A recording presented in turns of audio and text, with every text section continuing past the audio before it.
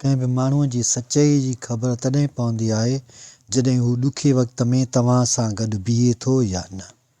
जॾहिं को माण्हू ॾुखे वक़्त में तव्हां सां मिलणु छॾे ॾिए त पक सम्झो त हू मतिलबी हुयो ऐं हुनजो मतिलबु जेकॾहिं पूरो थियणो हूंदो त हू तव्हां सां मिलंदो, वरना हू तव्हां सां वास्तो या नातो हमेशह लाइ कटे छॾींदो आहे। ज़रूरी न आहे त तव्हां सां गॾु हर विख ते विख मिलाईंदड़ माण्हू तव्हां सां सचो हुजे।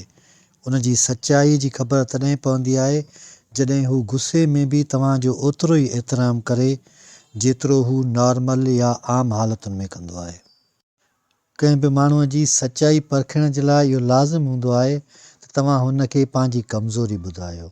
जेकॾहिं हू कॾहिं तव्हां सां नाराज़ थिए थो या तव्हांजो मुखालिफ़ थी पवे थो ऐं उन ई कमज़ोरीअ खे हर जॻह ते वाखो करे थो त उहो माण्हू न तव्हां सां अॻ में सचो हुयो, न ई वरी हाणे या हलंदड़ वक़्त में सचो आहे। दुनिया में सभ खां ॾुखियो कमु पाण सां सचो हुजणु आहे। इहा हक़ीक़त आहे त दुनिया में ॿिनि क़िस्मनि जा माण्हू अकेलो वेहंदा आहिनि। हिकिड़ो उहो जेको हद दर्जे जो शरीफ़, नेक ऐं दरवेश सिफ़त इंसानु हूंदो आहे, छो जो हू अलाह सां कचहरी कंदो आहे।